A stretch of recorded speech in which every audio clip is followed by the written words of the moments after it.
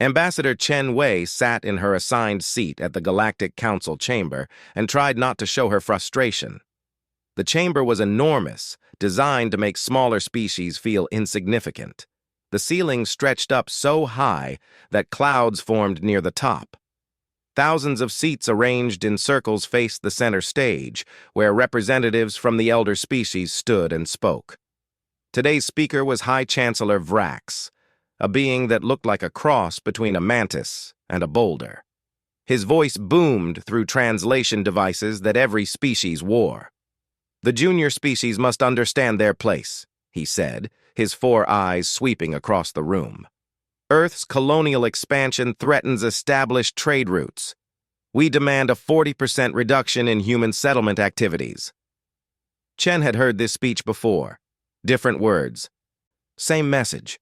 Humanity was too young, too reckless, too dangerous.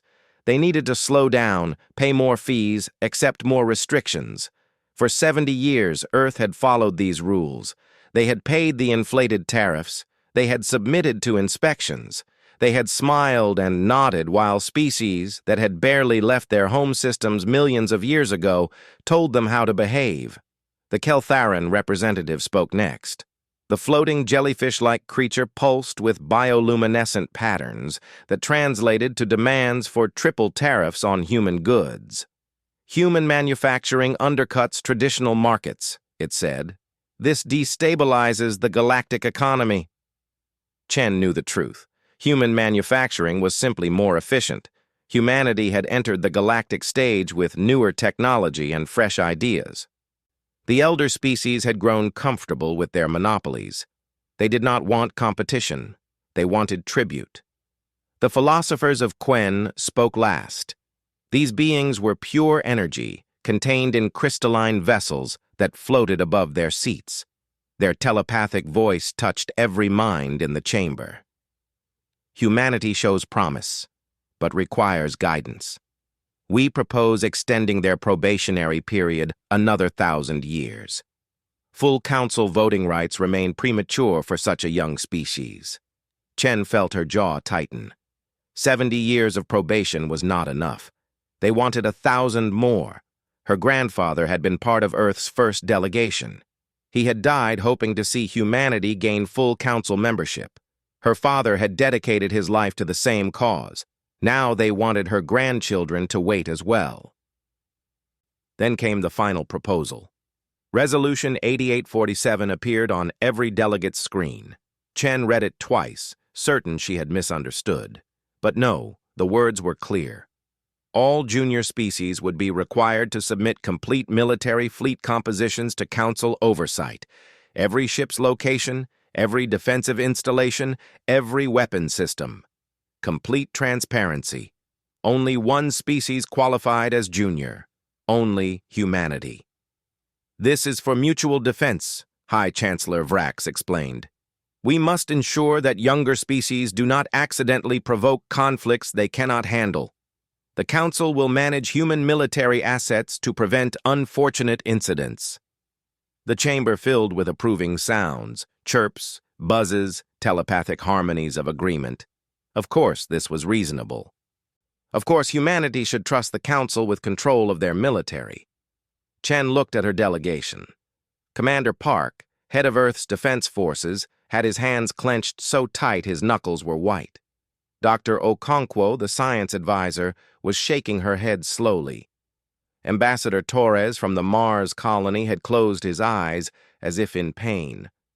She thought about her grandfather, about 70 years of patience, about all the promises that compliance would eventually lead to respect, about how humanity had believed that following the rules would make them equals.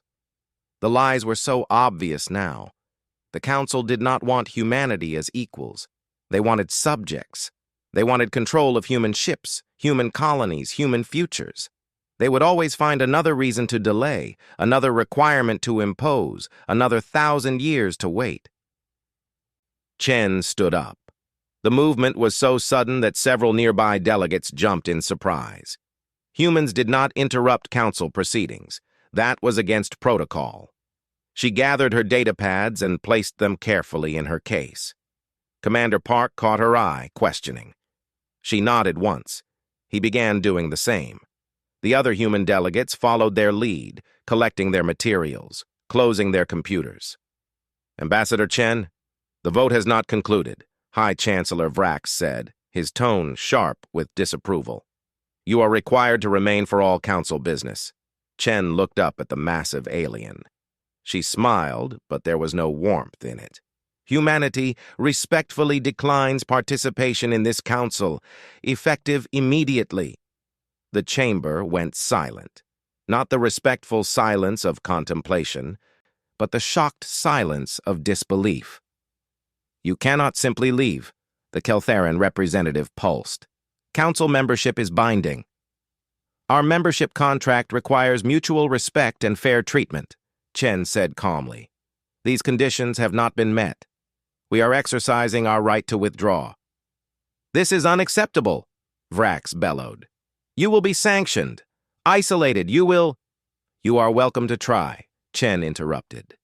In 70 years, no human had ever interrupted an elder species speaker. Earth wishes the council well. We will not be returning. She walked toward the exit. Her delegation followed. Their footsteps echoed in the vast chamber. Behind them, chaos erupted.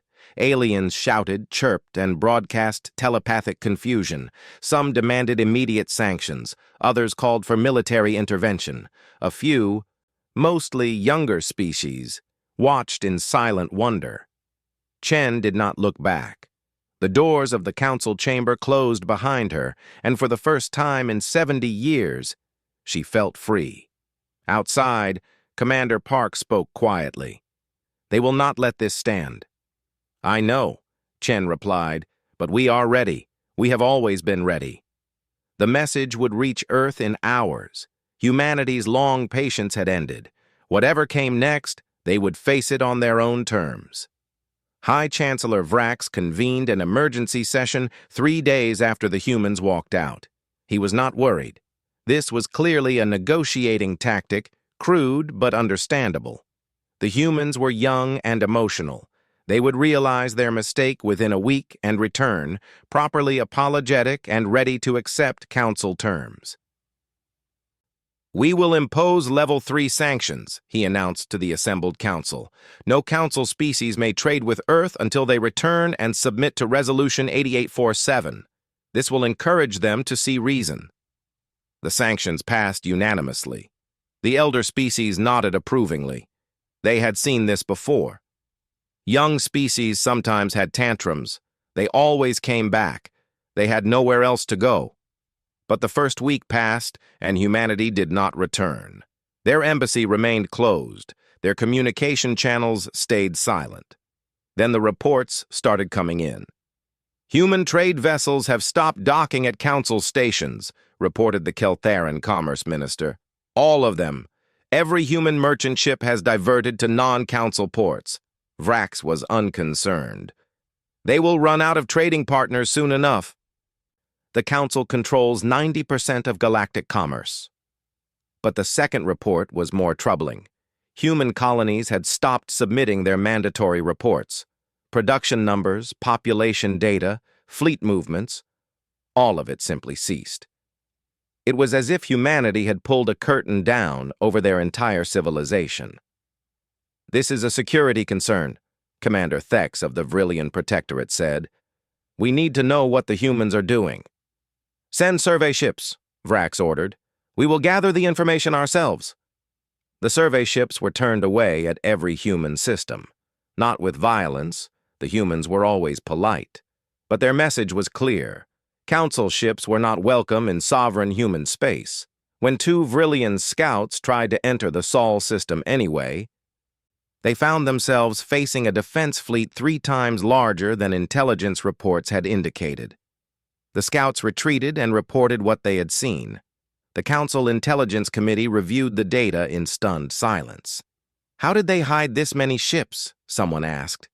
Dr. Okonkwo, Earth's former science advisor, had left a parting gift before departing. A document explaining exactly how humanity had followed every council regulation to the letter while building a military force the council had never suspected. the regulations required reporting official defense force vessels. Humanity's official defense force was exactly the size they had reported, but their mining ships, exploration vessels, and colony transports were built to military specifications. They could be converted to warships in less than a day. "They lied," Vrax said, his mandibles clicking with rage. "No," the Keltheran legal expert corrected. "They complied with the exact wording of our laws. We never asked about civilian vessels."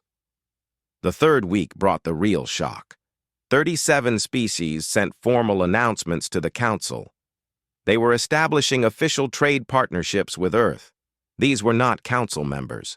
Most were species the Council had rejected as too primitive or economically insignificant. Many had applied for Council membership and been denied. Now they were joining something else, something humanity had apparently been building in secret for decades. Vrax read the list of species with growing alarm. The Zenith Collective, the Talrin Confederacy, the Free Worlds of Andara. Individually, they were minor players. Together, they represented billions of beings and hundreds of star systems. Humanity has been trading with them this entire time, the intelligence report stated. Human merchants offered fair exchange rates, technology transfers, and mutual defense agreements. These species view Earth as a liberator from Council exploitation. The economic projections arrived next. Without human participation, several major trade routes had become unprofitable. The Vrax Dominion's export revenues had dropped 18% in just 1 month. The Keltheran markets were in chaos as cheap human goods vanished, leaving only expensive Council alternatives. "This is temporary," Vrax insisted. "They need us more than we need them." But the philosophers of Quen were not so certain. The ancient beings had begun deep research into Council archives, searching for precedent. What they found disturbed them. 16 species had withdrawn from the Council in its 400,000-year history. 16 species had decided that Council membership was not worth the cost. The Council had declared all of them rogue states. Most had been conquered. A few had been exterminated as examples, but those species had been weak and isolated. Humanity was neither.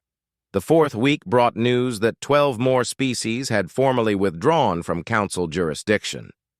They cited the same complaints humanity had raised: exploitation, condescension, and permanent second-class status. They were joining the humans in something they called the Independent Systems Coalition. A coalition, not a rebellion or a rogue state, but an alternative to the Council itself. Vrax called another emergency session. "This cannot be tolerated. We must send a fleet. We must remind humanity and their allies what happens to those who defy the Council." "Send a fleet where?" asked the philosopher of Quen. "Earth is heavily defended. Their colonies are scattered across hundreds of systems. Their allies number in the dozens and grow daily. How large a fleet do you propose?" Vrax had no answer. The Council's military forces were designed for peacekeeping, not conquest. They had not fought a real war in 50,000 years. No one had dared challenge them in so long. "We negotiate," suggested a delegate from one of the younger Council species. "We offer them better terms. We bring them back." "Absolutely not," Vrax snapped. "That would show weakness. Every species would demand the same treatment. The Council's authority would collapse." But as the fifth week began, the economic reports showed the truth. The coalition now represented 23% of galactic economic activity. Human trade routes bypassed Council checkpoints. Human technology flowed to species that had been starved of advancement for millennia. Human colonies flourished without Council oversight. And every day, more species looked at what humanity had built and asked themselves a dangerous question: why do we need the Council? Vrax stared at the reports and realized that humanity had not thrown a tantrum. They had not made a mistake. They had planned this for years, maybe decades. They had built relationships, established infrastructure, and prepared for independence while the council assumed they were obedient children. The humans had walked away, and the galaxy was following them. The philosophers of Quen had existed for 2 million years. They had witnessed the rise and fall of 1,000 civilizations. They had seen species ascend to greatness and collapse into dust. They remembered things the younger council members had forgotten, histories buried in archives so old that most beings assumed they were legends. Now they searched those archives with growing concern. The lead philosopher, known as First Light, manifested its consciousness in the deepest vault of the council library. Here, records were stored in quantum crystal, data preserved from the early days of the council when it had been young and idealistic. First Light had been there at the beginning. It remembered. The search parameters were specific, species that had withdrawn from council membership. The results appeared in First Light's consciousness like painful memories surfacing after long suppression. 16 species, all young by galactic standards. All had served their probationary periods, and then some. All had eventually decided that council membership was a cage, not a partnership. First Light examined each case. The Krell ascendancy had withdrawn after 500 years of probation. They had asked for voting rights and been denied. They had asked to establish independent trade routes and been sanctioned. When they finally left, the council had sent fleets. The Krell fought for 20 years before their civilization was destroyed. The Morpheus Collective had lasted longer. They had endured 700 years of restrictions before attempting to leave. The council had declared them a threat to galactic stability. The war had been brief but brutal. The Morpheus homeworld was now a dead rock, its atmosphere burned away by orbital bombardment. 16 species, 16 times the council had responded with violence, 16 times they had won. But First Light noticed something disturbing. Each war had been harder than the last. The Krell had been easy to defeat. The Morpheus had cost the council dearly. The last species to withdraw, the Valon Synod, had held out for 40 years and nearly won. The council had been forced to commit 90% of its military forces to defeat them. That had been 12,000 years ago. The council had not faced a serious challenge since. First Light brought its findings to an emergency meeting of the philosophers. The crystalline beings floated in a private chamber, their thoughts merging into a collective consciousness. Humanity is the 17th, First Light communicated, but they are not like the others.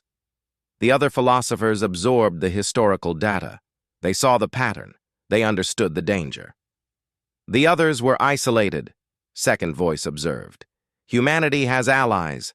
37 species at last count, and more joining daily. The others were unprepared, Third Wisdom added. Humanity has been planning this. Look at their military deployments, their colony infrastructure, their trade networks. This was not spontaneous. First Light shared the intelligence reports. Human military strength was estimated at triple the reported numbers. But that estimate kept changing as more data came in. Human colonies that the council had thought were simple agricultural outposts turned out to have full industrial capacity.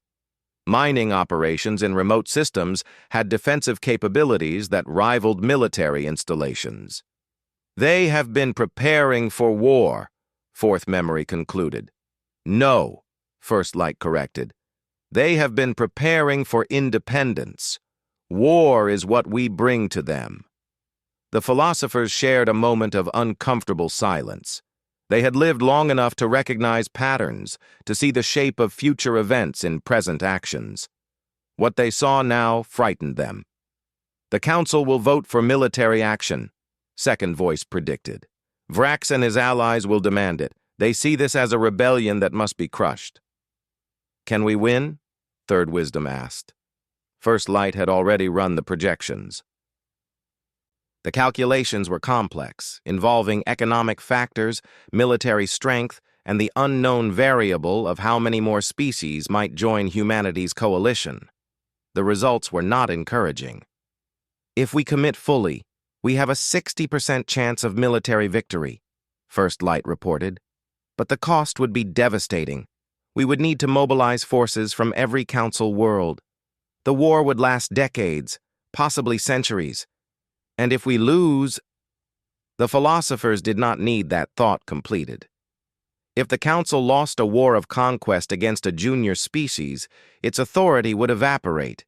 Every restricted species, every exploited world, every being that had suffered under council bureaucracy would see that the emperor had no clothes. Meanwhile, High Chancellor Vrax was making different calculations. He had summoned his military advisors and demanded options. "Send a fleet to blockade one of their colonies," he ordered. "A small one recently established. We will cut it off from resupply until Earth agrees to negotiate." The target was New Horizon, a human colony in the Kepler system. Intelligence reports showed it had only 50,000 inhabitants and minimal defenses. A fleet of 200 council ships would be more than sufficient. The fleet arrived in the Kepler system 3 months after humanity's departure from the council. They found New Horizon exactly where they expected. What they did not expect was the 600 ships waiting for them.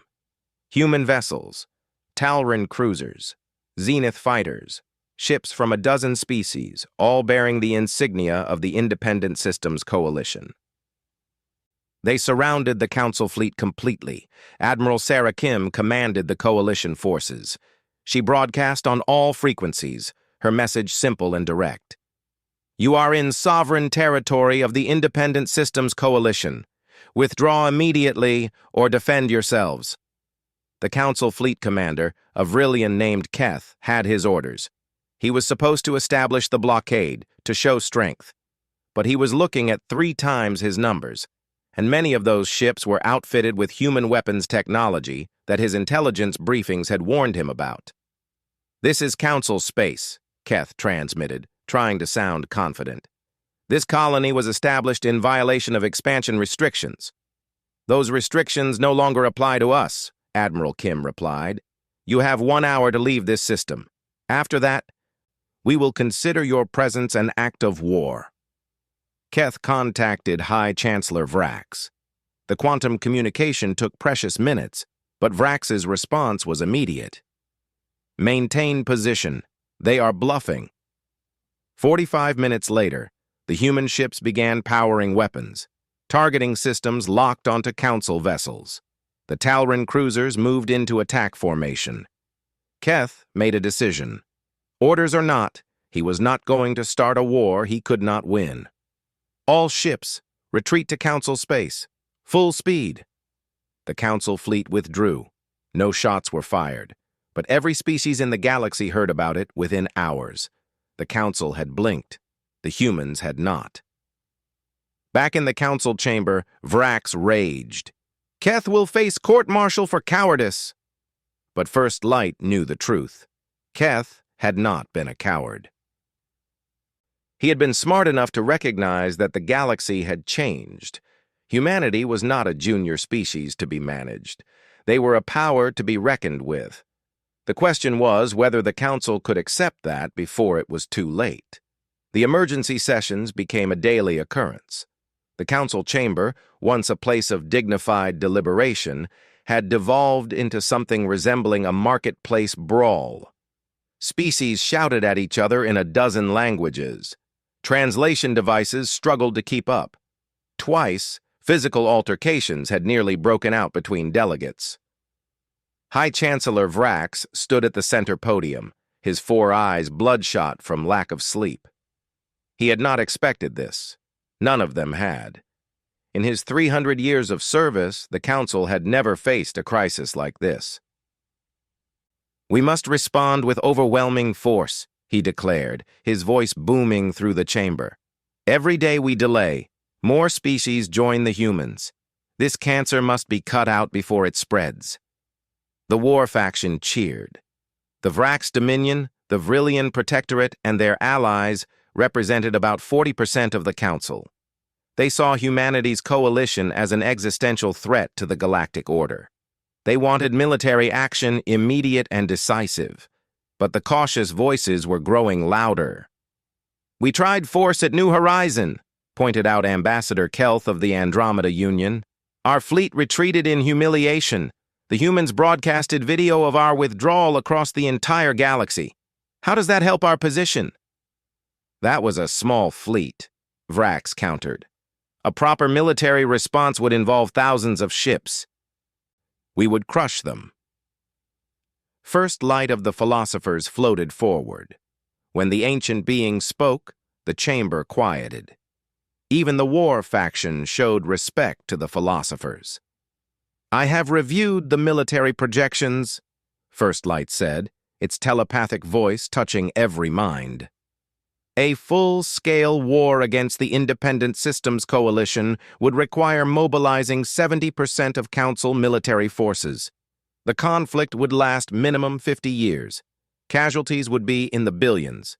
And victory is not guaranteed." The chamber erupted again. Vrax's mandibles clacked furiously.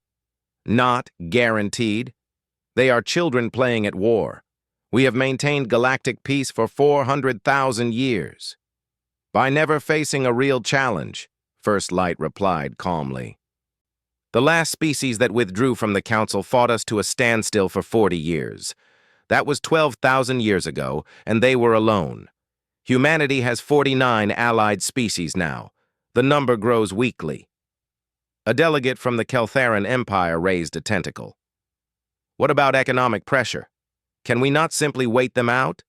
No civilization can sustain itself outside Council trade networks." The Council's chief economist, a being called Data Mind, projected information into the chamber's display systems. Graphs and charts filled the air, showing trade flows and economic projections. "The Coalition is not only sustaining itself," Data Mind reported. "It is thriving. Human trade routes have cut travel times by 30% through better navigation. Human technology transfers have accelerated development on primitive worlds. Coalition economic growth is outpacing Council growth by a factor of 3. The numbers were undeniable. While the Council economy stagnated, strangled by its own bureaucracy and monopolies, the Coalition was exploding with innovation and expansion. "Then we offer concessions," suggested a younger species delegate. "Better terms, equal voting rights. We prove that the Council can be fair." Vrax turned on the speaker with fury. "And what message does that send? That any species can simply walk away and get whatever they want? The Council's authority would be destroyed." "The Council's authority is already being destroyed," Ambassador Kelth snapped back. 3 more species withdrew yesterday. 5 more have submitted formal applications to join the Coalition. At what point do we admit that we are losing? The debate raged for hours. The war faction demanded action. The peace faction urged negotiation. The younger species increasingly questioned whether the Council could survive in its current form.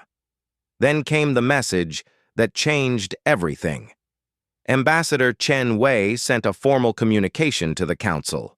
Not a request to negotiate, but an invitation. The Independent Systems Coalition was holding its first formal assembly in 6 months.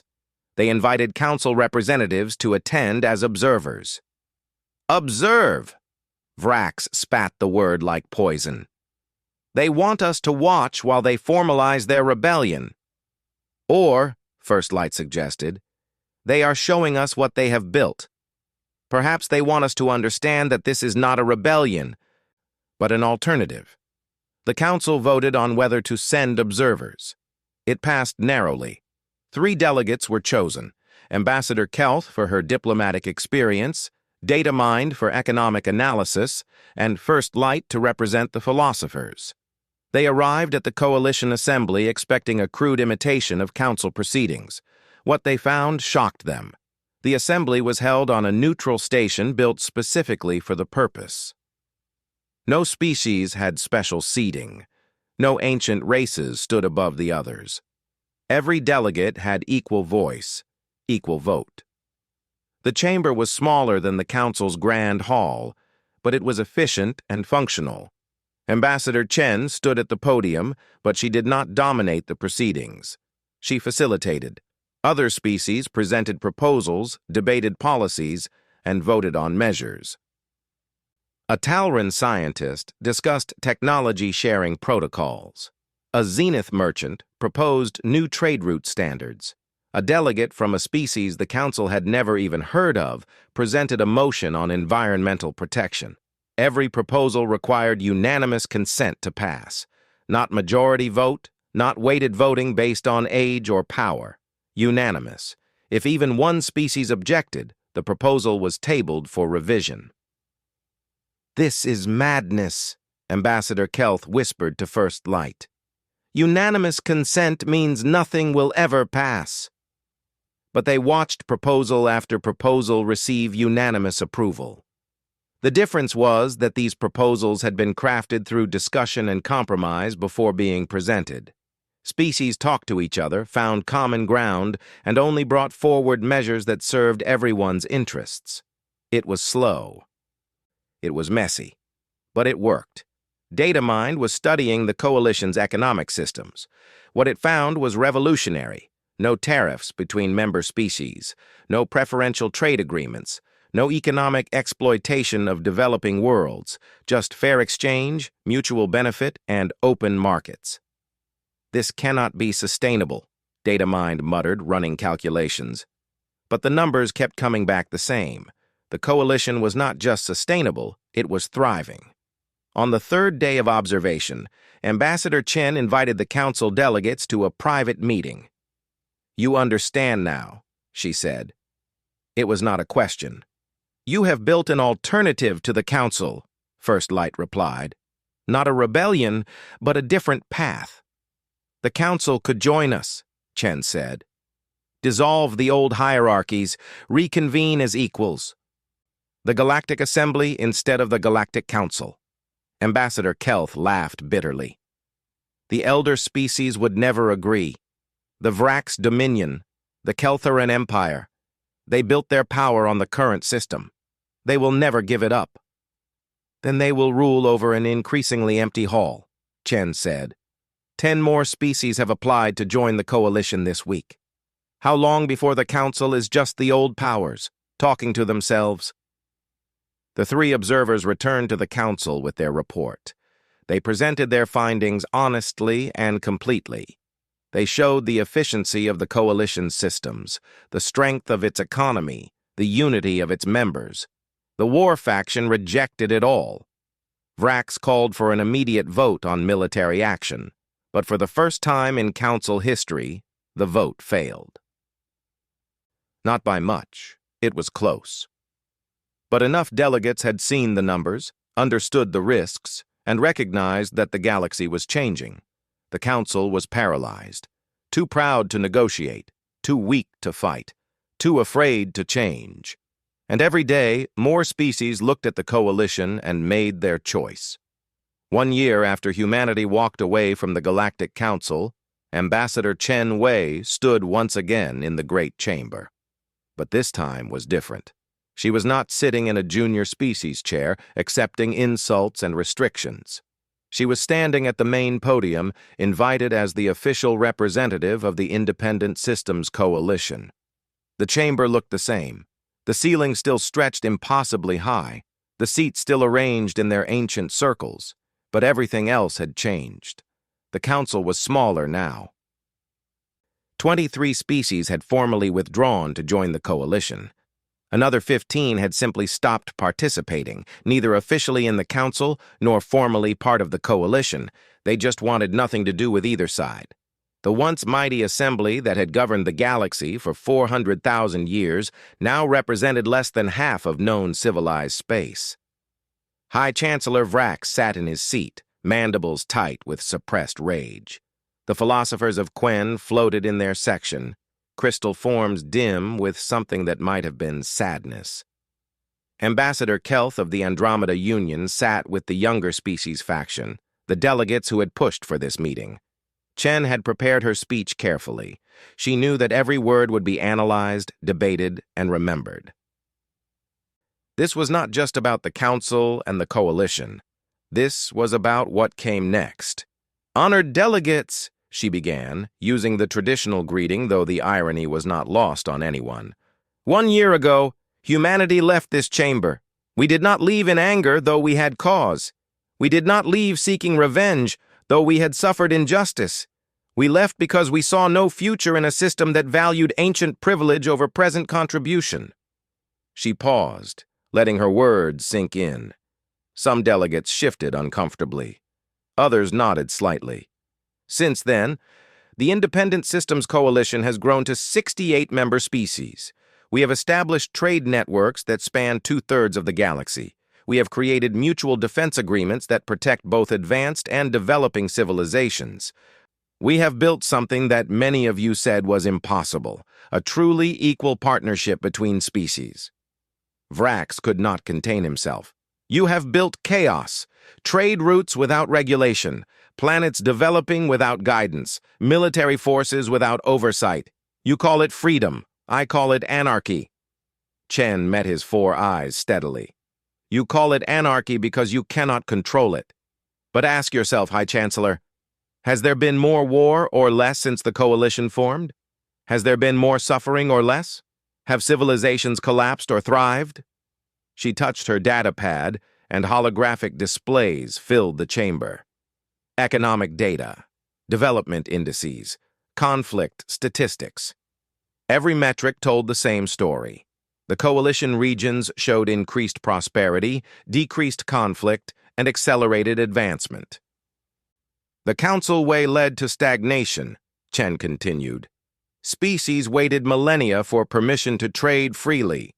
Worlds sat on valuable resources they could not develop. Civilizations stalled at primitive levels because they did not meet arbitrary criteria for advancement. You call it order. We call it oppression." First light floated forward, its crystalline form catching the chamber's light. "You present an ultimatum," the ancient being said. "Join your coalition or be left behind." "No," Chen replied firmly. "I present a choice. The Council can continue as it has, governing its remaining members however you see fit. We will not interfere. We will not attack. We will simply exist as an alternative." She gestured to the displays again. "Or, the Council can dissolve itself voluntarily. We can reconvene as the Galactic Assembly, a new organization built on principles of equality, unanimous consent, and mutual respect. Every species, regardless of age or power, would have an equal voice. No senior members, no junior species, no probationary periods." The chamber erupted. Half the delegates shouted in outrage. The other half demanded to hear more. Ambassador Kelth stood, her gesture requesting permission to speak. Chen nodded to her. "I have studied the Coalition's charter," Kelth said. "I have examined your economic models. I have watched how you make decisions. It works. Against all logic and tradition, it actually works. The question before us is whether we have the courage to admit that our way has failed." "Failed?" Vrax bellowed. 400,000 years of galactic peace is failure? Peace through domination is not peace," a young species delegate called out. "It is just the silence of the oppressed." The debate raged for hours. The elder species clung to their privileges, their ancient rights, their hierarchical systems. They had built civilizations on the foundation of council authority. To surrender that was to surrender everything. But the younger species saw things differently. They had always been on the bottom of the hierarchy. They had always been the ones waiting for permission, paying the extra fees, accepting the insults. The coalition offered them something they had never had: dignity. The vote was called, not a vote on military action or sanctions or treaties. A vote on whether to dissolve the Galactic Council and reconvene as the Galactic Assembly under the charter Chen had proposed. It was the closest vote in Council history. The elder species voted almost unanimously against. The younger species voted almost unanimously in favor. The middle-aged civilizations split down the middle. In the end, it passed by a margin of 3 votes. The chamber went silent as the results displayed. 400,000 years of tradition ended by 3 votes. Vrax stood, his massive form trembling with rage. This is illegitimate. I do not recognize this vote. The Vrax Dominion withdraws from the Council, effective immediately. 3 other elder species joined him. The Keltheran Empire, the Vrillian Protectorate, the Cax Unity. Together, they represented some of the most powerful civilizations in the galaxy. They stood and walked out, just as humanity had done 1 year before. But this time, no one tried to stop them. Chen watched them go with mixed feelings. She had hoped for unity, but perhaps that was asking too much. The galaxy had always been diverse. Maybe it was natural that it would fragment into different systems, different approaches to governance. The remaining council members, now the Galactic Assembly, began the work of reorganization. It would take years, perhaps decades. They would have to rewrite treaties, establish new protocols, and learn to work as equals rather than superiors and subordinates. 2 months later, Chen gave an interview to a coalition news service. The reporter, a young Talrin journalist, asked her what she thought about the elder species who had withdrawn. "I hope they find what they are looking for," Chen said honestly. "They want to maintain their hierarchies, their ancient privileges. Maybe they can, in their own space, but the rest of the galaxy has chosen a different path." "Do you think they will attack?" the journalist asked. Chen considered this. "I think they will threaten. They will bluster. But they know the truth. They cannot win a war against the coalition, and they cannot win a war against the Assembly. Their only option is to govern their own space and leave the rest of us alone." "Some say humanity destroyed the Galactic Council," the journalist said. Chen smiled. "We did not destroy it. We walked away from it. There is a difference. The Council destroyed itself by refusing to change, by clinging to systems that benefited the few at the expense of the many. We just refused to be part of it anymore." She looked out the window of her office at the stars beyond. Somewhere out there, the Vrax Dominion and its allies were building their own isolationist bloc. Somewhere else, the Galactic Assembly was holding its first sessions under the new charter, and everywhere in between, species that had been voiceless for millennia were finding their voices. "You know what the Council never understood?" Chen said. "They thought we needed them. They thought their permission, their regulation, their oversight was essential to galactic civilization. They were wrong. We just needed them to get out of our way." The galaxy was fragmenting, yes, but it was also flowering. New trade routes opened daily, new partnerships formed. Species that had been frozen in development for thousands of years suddenly had access to technology and resources. It was chaotic, sometimes messy, often confusing. But it was also free. Humanity had not conquered the galaxy. They had not imposed their will on other species. They had simply demonstrated that the Emperor had no clothes, that the ancient hierarchies were maintained only by collective acceptance, and that acceptance could be withdrawn. They had walked away from the table, and in doing so, they had overturned it. The galaxy would never be the same. And that, Chen thought, was exactly as it should be.